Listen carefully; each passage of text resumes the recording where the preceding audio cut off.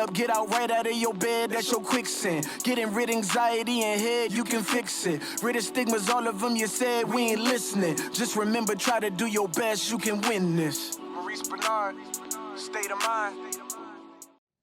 Hello, State of Mind. How are you? I'm fine, thank you.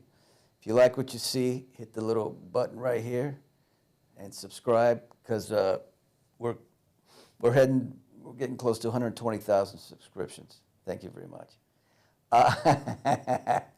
Couldn't have done it without, obviously, the guests and the audience. You guys are the best, man.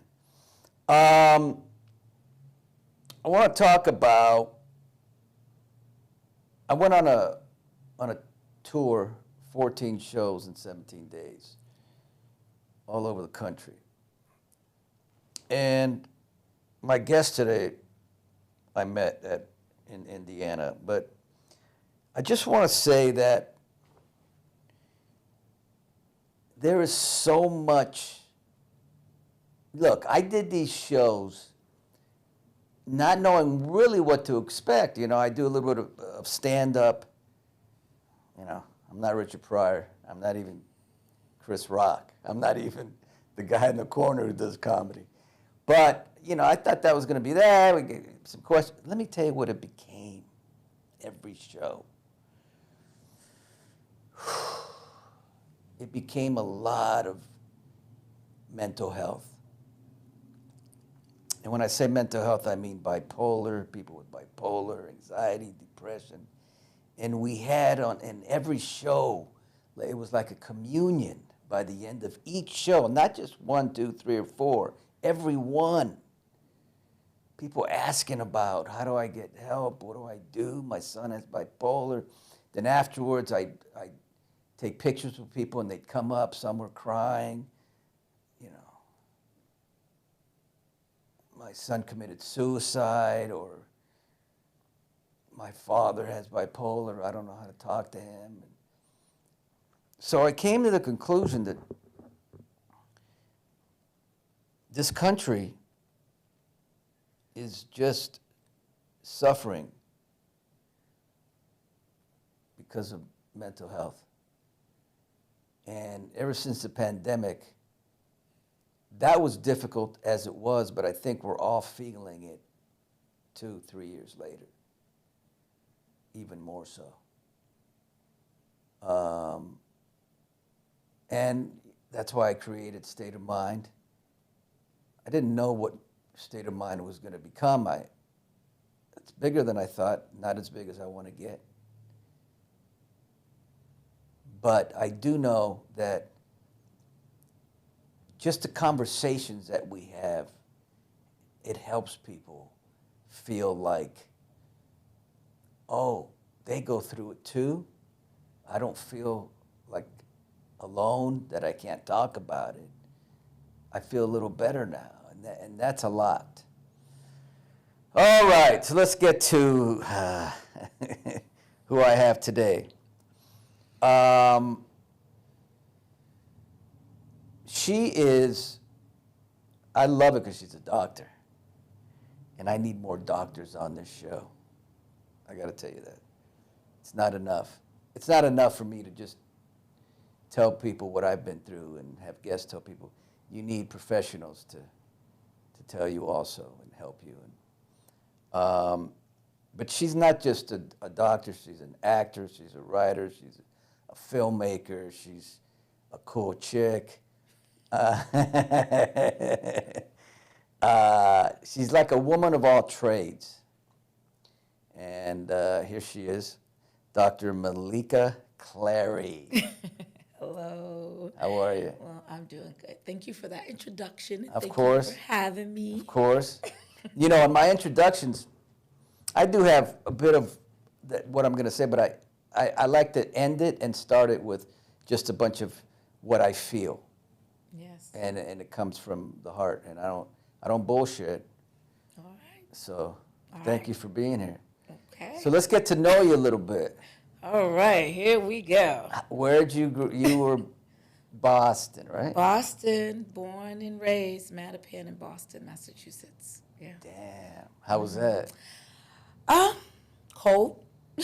I know. You know what? Cold. Let me tell you something. I did a movie called Joy in Boston, and it was supposedly the coldest day ever in the history of Boston when I was there. Yes. Doing this movie with Robert De Niro, Jennifer. Oh, it's amazing. Huge movie star. I can't remember her name. But it was a big movie. But it was freezing. Not surprised. But what is it in the summer? What's it like in the You know what? I don't care what anybody says. I think we only get 2 seasons. And that's like, cold and colder? yeah, that's what it feels like. Or spring and fall. I don't think summer really hits for me. People say, oh, it's so hot. What's hot? Wow. It's never really that hot So in Boston. when the summer comes in Boston, does it get humid or is it just hot? Not even that hot. I don't think so. Wow. I don't know why I hear that from my girlfriends. It's hot. I'm like, no, it's not. It's not that hot. So it's not like New York where it gets. I don't like And the it weather. don't last that long. I mean, like, it's cold right now. I'm going to Boston next week. It's cold. It's cold. Like, maybe 80, you'll get one. But it's Yeah. not the 80 here. Nah. It's a 80, they're 80. And that's a cold 80. But what's cool about Boston? Because Mark Wahlberg's from Boston. And Yes, he is. he seems to love it. I kind of liked it. It was cold, though. I don't like cold. Me either. But the Patriots, is that what You know what? I'm gonna have to say I love my New England Patriots. Okay, no. I have to say it because I'm a ride or die Patriots fan. Yeah, of Let me course. tell you why. Wow. No, I got a little story. Oh, okay, I gotta good. tell you. You gotta say what Boston's about. Yeah. Well, when I was in 8th grade, I was a cheerleader. And the director, she was the captain director for the cheerleading team. She actually got us to open for the New England Patriots. There was 21 cheerleaders, 8th grade, open for the New England Patriots. Are you serious? Are you serious? Yes, I am. And you think I'm not a ride or die fan? But Yes, wait, I am. but that was way before Tom Brady. I think so. I don't know. Well, at that time, Let me think. Brown, DeGillian, something. Brown, somebody was on the team. damn, I don't remember. I know his last name was Brown. And then McGillian or something Oh, like that. yeah, maybe. He was on the team, as I Yeah. remember, because he would give parties or something. I think he was on the team. Now, but at that time, because I'm a 49er fan, San Francisco 49ers. So, they won 5 Super Bowls like real quick. Like, at that time, the Patriots hadn't been that good, right? Or were they good? I don't know. I was 8th grade. I was just happy that we opened. I'm sorry. I was in 8th grade. I was just happy we was open Ooh, I like New know England for- Patriots. Yeah, that's amazing. Though. It is I was amazing. 8th grade years. And what about baseball? Boston Red Sox. You know what? I'm not. I'm not a baseball Yeah, fan, but yeah. I like that anything that has Boston related. Yeah, sure. I'm Yeah. happy about it. Yeah. So Red Sox, go for it. So you grew. How many brothers and sisters do you have? Okay, so I got 8. Well, no, I'm sorry. There's 8 of us. There's 8 of us, but my mom and dad is 6 of us, and there's 2 I have step. Wow. A boy and a girl. How was it growing up with 8 siblings? It was interesting, but you 6 liked of them it? was actually, I don't think I had a choice. No, I know, but now that you can look back, Well, Because I can look back, I had one brother, and I wish I would have had a sister, yeah. at least.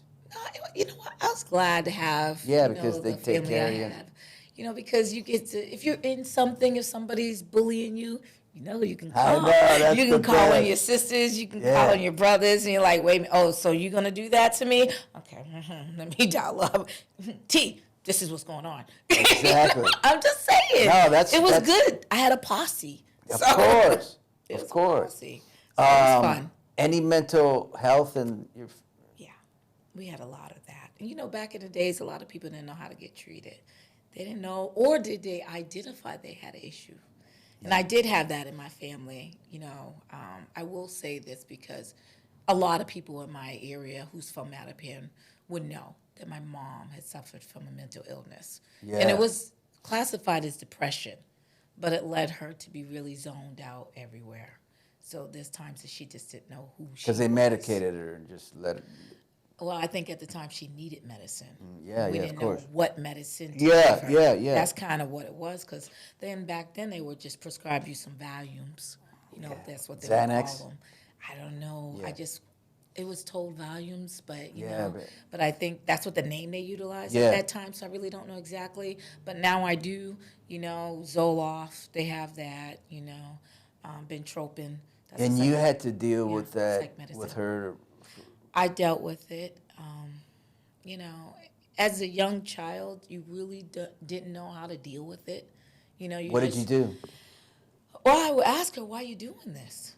I think that's the kind of question I would ask. Why are you doing this? Why are you hearing things? Why are you're not having a conversation with me? Like, why are you hearing something else? Why are you acting this way? And what would she You say? know, she really didn't answer.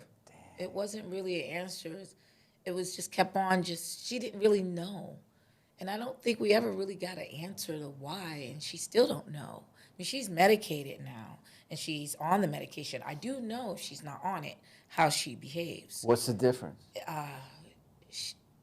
She'll repeat herself a lot, or she'll start overthinking, or hearing things, or walking slow, or zone out, and you won't. She'll just.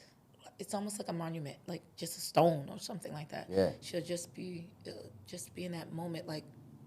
And what does the medication do? It gets her to not hear the voices, and it controls her. It doesn't, you know, she doesn't actually take this type of medicine. It's like Bentropin. She takes it maybe once. I've heard of that. Yeah. And I don't have her really take it 2 times because as a clinical psychologist, it makes her really zoned out, and I don't want her to be like a zombie. Yeah. And you know, I'm into psychotherapy, not into the medications, but there's people that really do need the medications, and my mom is one of them. Wow, I didn't know that. This is the first time I'm hearing this. Well, you know, to be honest with you, and that's one thing I have to say, the first thing about somebody, you don't really introduce yourself, say, hi, my name is Dr. Meleeka CLARY. I have a mom who's, Yeah, you know, on but I do. medicines. I say, hi, my name is Maurice Bernard. I'm bipolar. See, if I was bipolar, I would.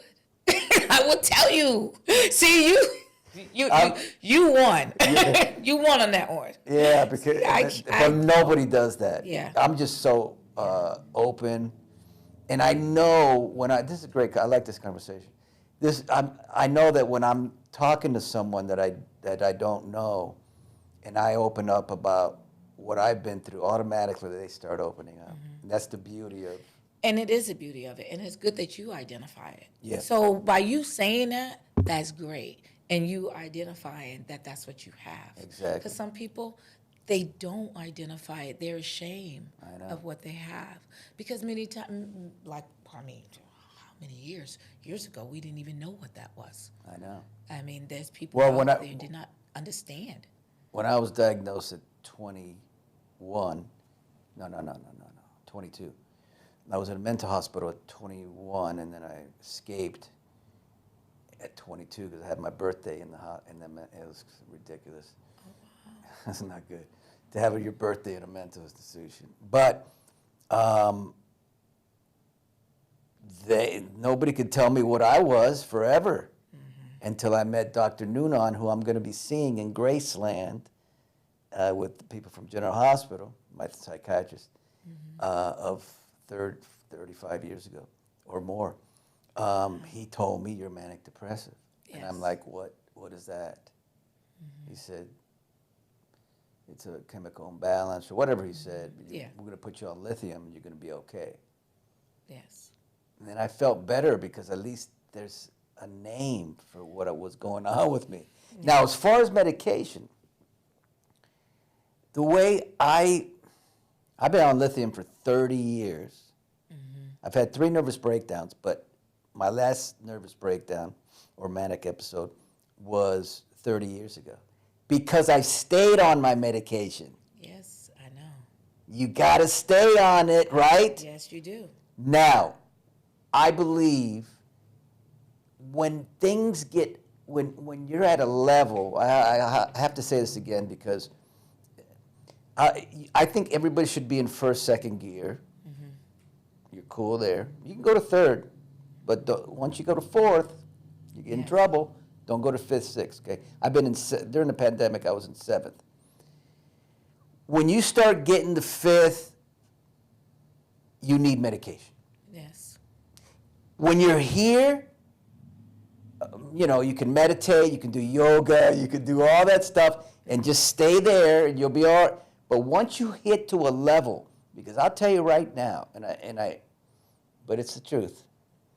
If I didn't find the right medication during the pandemic, I would not be here. Yes. And I you know what? It is like that because one would feel displaced. And that's what bipolar does to you. Yeah, and mine wasn't even during the pandemic bipolar. Mine was just anxiety. Yes. That I could not. I just said, I can't go another day. And it was 4 months of that pain and ugliness and stuff. Got on the Lexapro. Yes. And it did the job. But then I got off because I knew I didn't need to be on more than a certain amount of time because I felt like I could do it. And I did do it. I haven't been on since. But lithium I stay on because if it ain't broke, don't fix it. Yes. With bipolar, right? So. And sometimes it feels like you don't need it. I know. A lot of feel times like you're fine. I know. Until it's a moment I that know. triggers something. And then you're like, damn, why didn't Yeah. I do the right thing when I should? Yeah, exactly. And that does happen. And I'm all for psychotropic medications because some people do need it. Sure. I mean, I'm not against that versus psycho counseling. It's just that should be the last resort. I agree with that. Because it's addictive because you would need it I in know. the everyday life. You know, your lifespan. You do need it. Even if you take it 3 times a week, you're still going to need it. Yeah, and that's the thing. Like, well, I can't believe we're getting this clinical stuff. It's amazing. Well, you got me here. It's great, right? When I wasn't sleeping, I did not want to take Xanax because I mean I was messed up anyway. But I thought that I was going to get addicted. But you don't get it.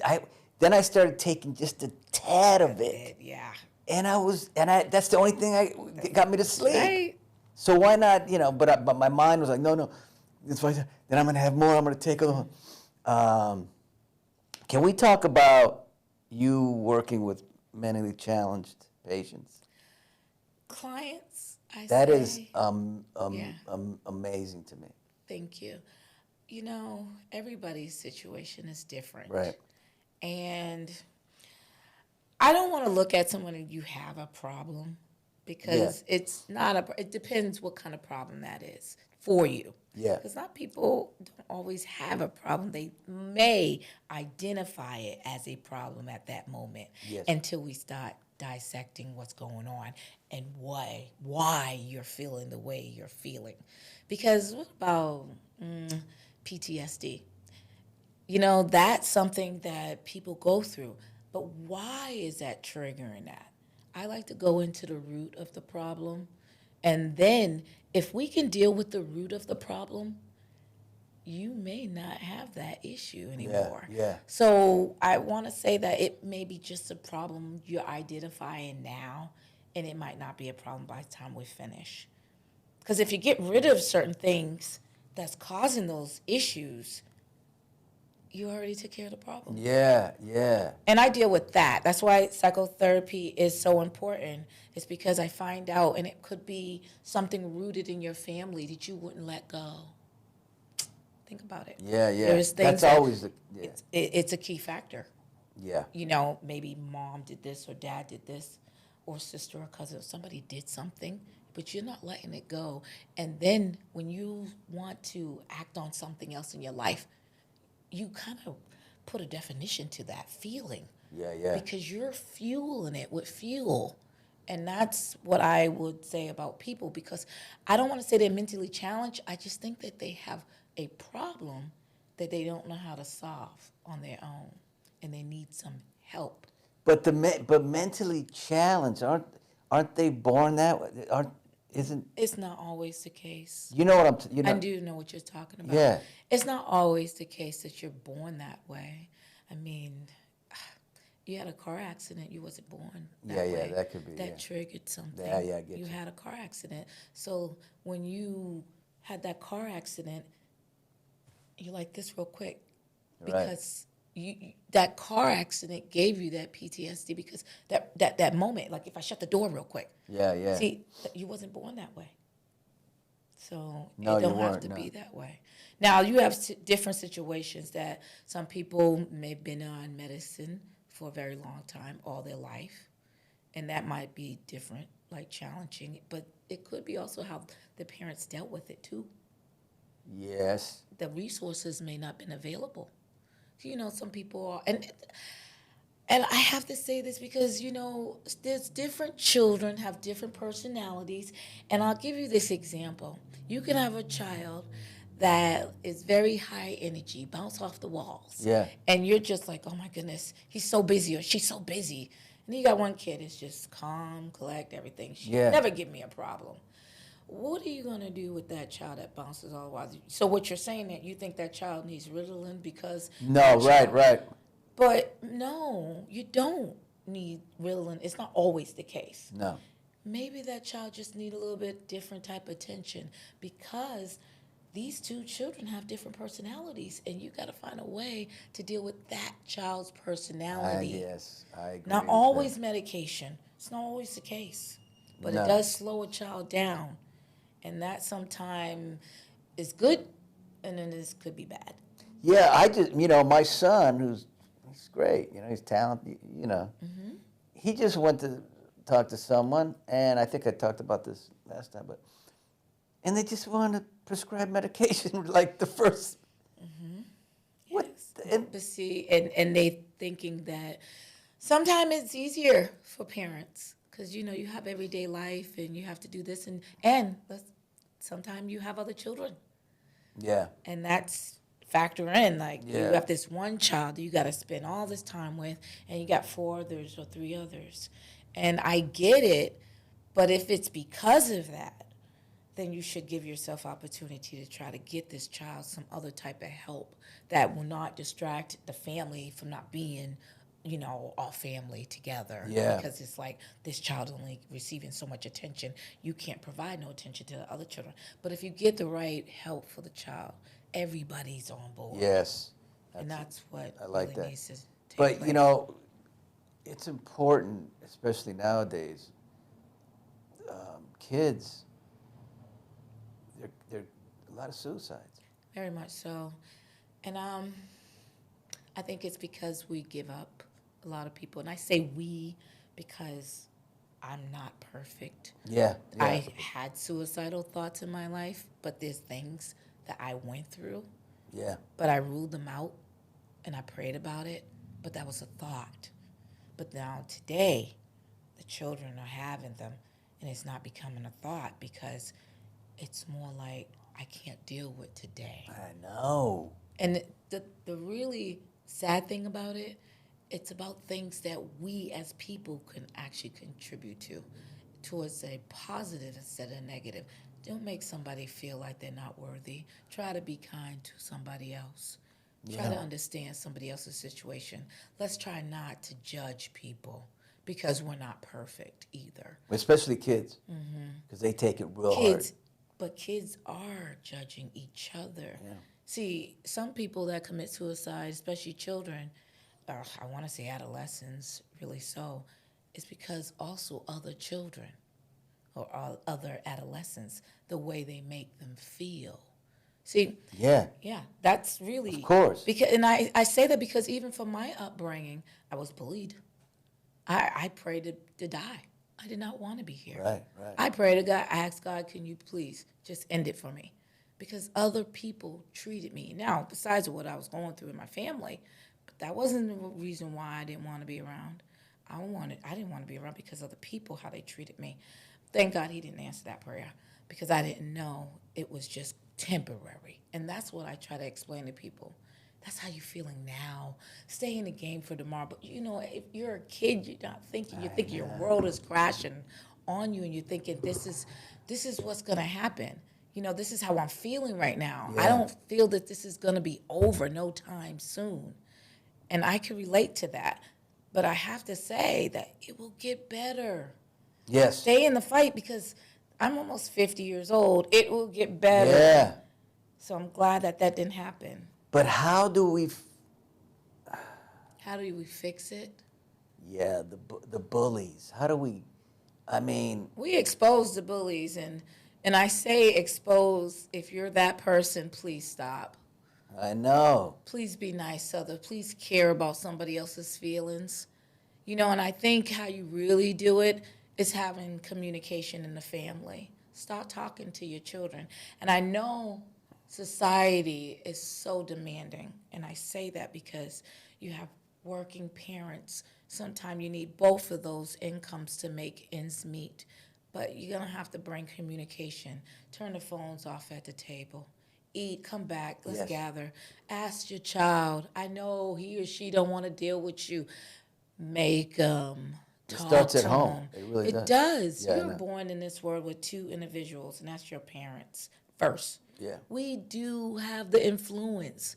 People think we don't. We do. You are the ones. What your children is like a massive you. But Meleeka, you know, what's happening is we're starting to lose that influence. We are because we have to get it back. That's what we got to do. We got. No, you're right. We got to get We it back. got to take control. We got to get it back. We have to try more. I know. And that's it's easier to say, hey, go in there, you do your No, I thing. get and it, go I do get my it. thing. But you know, I hate to bring this up again, but I think, you know, I've been on a soap opera for 3 decades, and I've seen 3 generations or 3 decades of kids. Yeah. And I'll tell you what, they ain't what they used to be. You ain't kidding There's a about that. little bit less respect nowadays. Oh, my goodness. You think? Oh, I know. Do I know? And I know. it's not cool. I know. But you know what? But you got to get it. But that's the key. Got to get it back. You gotta get it back. We got to get it back. gotta get And it back. somehow you got to take control. You do. And even if it's difficult, you have to. I think what we're doing right here is something, because you got a lot of parents watching.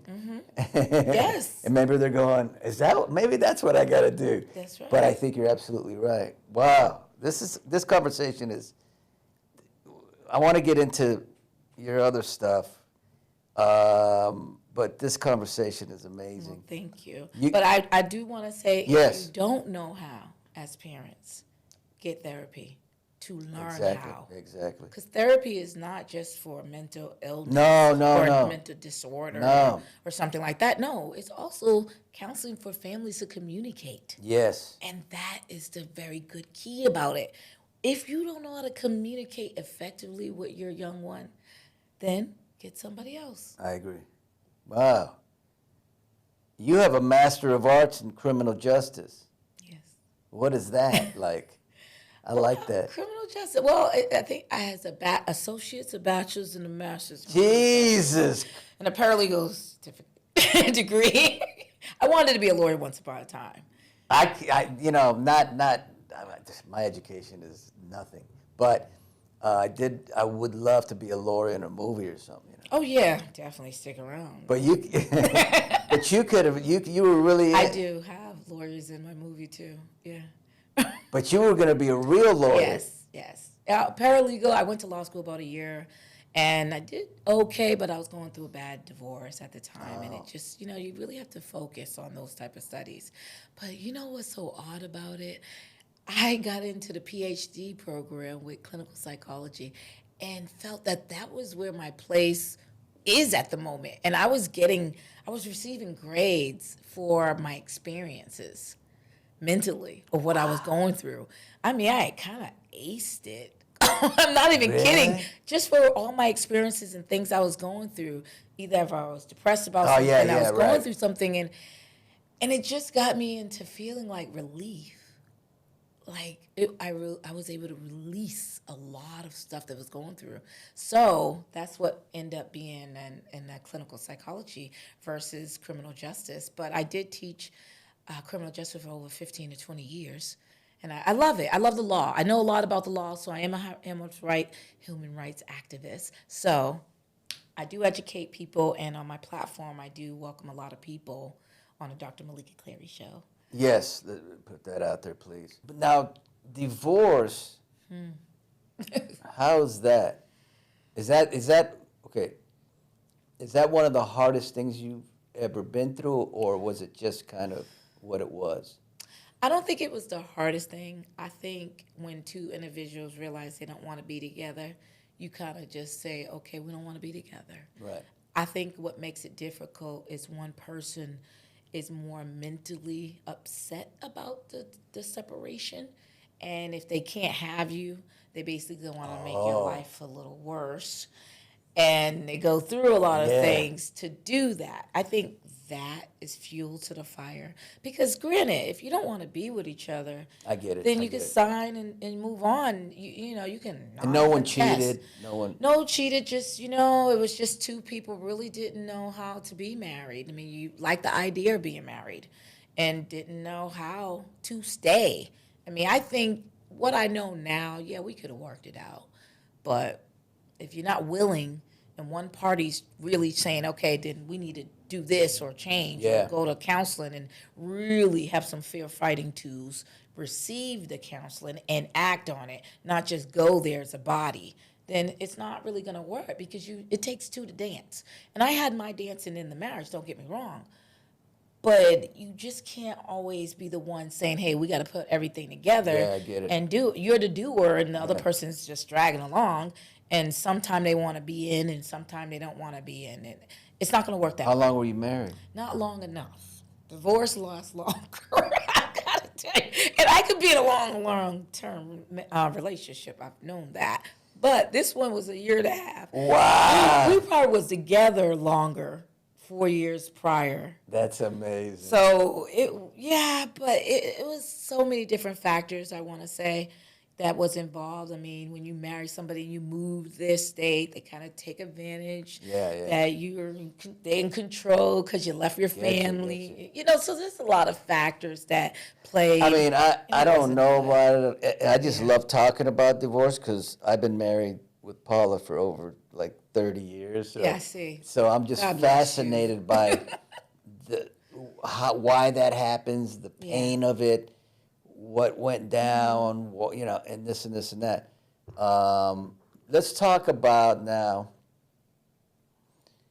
your acting career, and you're like getting awards, and what's going on? I mean, well, I have a film called 3 Corners of Deception.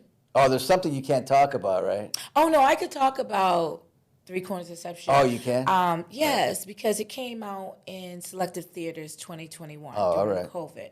And we didn't want to release it because we really didn't know who was going to the movies or not. Yeah. So why do that? And we're an indie film, so independent film makers. So therefore, I didn't know. But I knew I wanted to release it. So right now, I am going to release this movie, 3 Corners of Deception movie, publicly, October 14th. Now, where and how for you to be able to see it, October 14th will be available. I cannot tell you where just because they want me to, but it is going to be on major streaming networks, and there's only so many that's major, so people keep following about that, and the movie is based on true events. You talk about the marriage, about things that went on in the marriage, but like I said, it's a very interesting, ideal that I went through because, one person goes through a divorce or a couple go through a divorce, but unfortunately, it didn't happen like that with me. It happened that I actually divorced a whole judicial system. Mm-hmm. It's called the Good Old Boys Network. Yeah. Mm-hmm. Yes. So I had to go through something like that, which really was nothing that I bargained for. And I dealt with it, and all the trickery and the mockery and everything that I dealt with in the court system. And that is why I'm a human rights activist to the core, because I don't want nobody else to have to go through Yeah. what I went through. So the movie is being publicly because of that. I've never had any reason, well, I had a reason, but I didn't know if I was actually going to allow this movie to be out publicly. And now because I know that this impact will help people, Yes. I have to release it publicly. I have to. You should. Anything that helps people, you got to do. Yeah, and and I agree with that, but because it was so dear to me, I get it. I didn't get on social media until 2016. I really wasn't thinking about social media at all. I didn't. Wait a minute. I think I didn't get on social. I didn't get on social media. I was a year and a half late I was from late. everybody who started social media. I was a Really? year and a half late. Yeah, see? And now I'm like this crazy social media.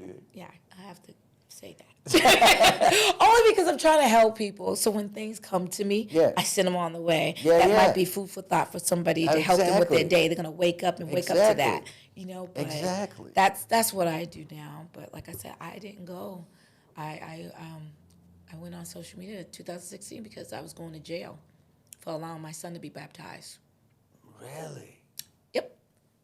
Gotta watch the movie. Yeah. Look, well, now I'm gonna tell you. You Gotta got watch me there. the movie. All right, listen, I think we've covered it, and I'm going to talk to the audience for about 2 seconds All right. about you. So be careful. Okay. This,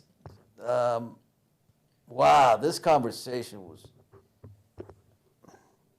I didn't know what it was going to be like, but man, we covered some real great issues, deep issues. Her being a doctor but doesn't seem like a doctor is amazing to me, because I like that. Because if you get somebody so, that's like, oh God. But beautiful, beautiful conversation. That's all I can say. Beautiful conversation. Thank you. Just people, you guys will take a lot from this, learn a lot from this. I did. And I appreciate you coming. Oh, I appreciate you for having me. Thank you. Yes. State of mind. See you later, alligator. Meleeka I said it wrong. Meleeka CLARY. Dr. Meleeka CLARY.